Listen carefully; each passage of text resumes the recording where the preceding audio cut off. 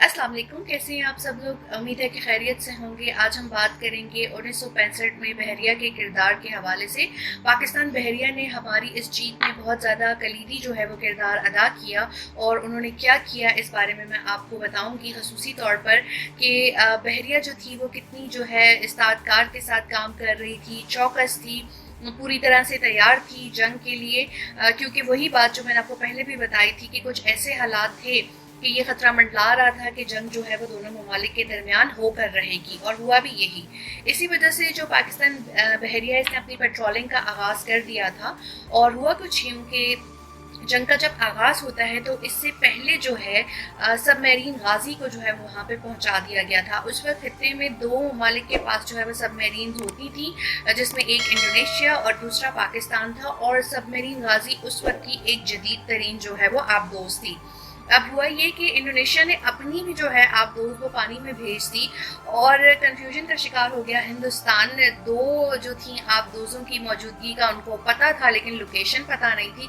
इस वजह से वो अपना सबसे बड़ा जहाज़ विक्रांत जो है वो जंग में इस्तेमाल ही नहीं कर सके, और उस वक्त जो है मुंबई जो था वो बम्बई होता था, और वो जो है बंदरगाह में ही जो है खड़े रह गए, अपनी बेस पे ही खड़े रह गए, और उस तरह से कार्रवाई नहीं कर सके। और इसके जो पीछे वजह क्या थी, इसके पीछे वजह थी गाजी सबमरीन।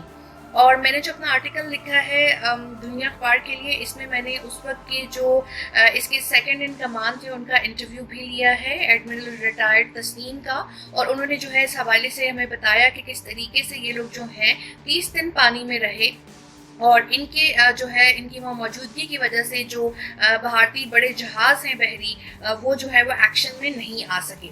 लेकिन हुआ कुछ ये कि वहाँ पर एक इलाका था जहाँ पे सोमनाथ का मंदिर वाक़ था। उस इलाके का नाम है द्वारका।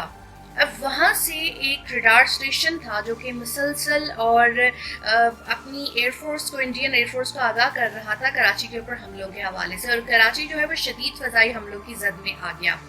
उस स्टेशन को तबाह करना बहुत ज़रूरी था, इसलिए ऑपरेशन सोमनाथ का आगाज़ किया गया।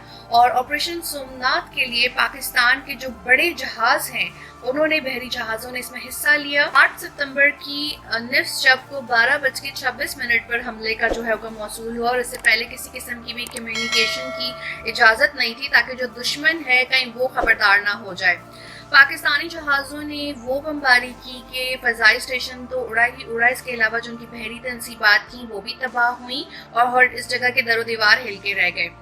दूसरा मैं आपको ये बताती चलूँ कि नेवी के कैप्टन रिटायर्ड अहमद ज़हीर ने मुझे बताया कि ज़मन नेवल इंटेलिजेंस ने बहुत अहम किरदार अदा किया। मुसलसल पेट्रोलिंग होती रही, फ़ौजी तनसीबात और जो अवामी तनसीबात हैं इनकी हिफाजत होती रही, काफिलों की हिफाजत होती रही। इसके साथ 4 सितंबर से आबदोज गाजी जो है वो पानियों में मौजूद थी, और 5 सितंबर को ये मुंबई के साहिल के करीब थी।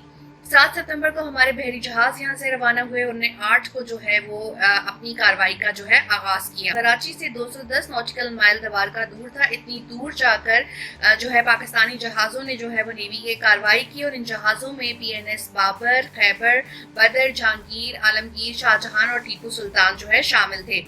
इस बहरी काफिले को कमोडोर SM अनवर कमांड कर रहे थे, और इसकी वजह से इतनी जो है वो हैबत उन पे तारी हुई कि उनकी नेवी एक तरह से मफलूज हो गई, और जो कराची है वो भी उस पर फ़ज़ाई हमले मुकम्मल तौर पर ख़त्म हो गए। तो ये जो दो मैं आपको बताते चलूँ, ऑपरेशन सोमनाथ और इसके अलावा गाजी की मुंबई के साहिल के बाहर मौजूदगी ने जंग का पासा पलट दिया, और पाकिस्तान बहरिया ने जो है वो पाकिस्तान की फ़ज़ाई हदूद और साहिली हदूद और ज़मीनी हदूद की हिफाजत की। और अभी भी पाकिस्तान की जो बहरिया है वो बेहतरीन तरीके से काम कर रही है। उनकी नेवल डिप्लोमेसी के हवाले से भी मैंने आर्टिकल जो है वो लिखा था। इस आर्टिकल के साथ आप लोग वो आर्टिकल भी पढ़ सकते हैं कि किस तरीके से इस वक्त जो है पाकिस्तान की बहरिया पानी के दिफा के साथ साथ हमारे नज़रियाती एहसास का भी दिफा कर रही है। और इस साल कोविड होने के बावजूद 45 ममालिक ने अमन मशकों में शिरकत की, और मिल के पाकिस्तान में जो है वो एक्सरसाइजेज में हिस्सा लिया। जमीरा सदीक को इजाज़त दीजिए। अल्लाह हाफिज़।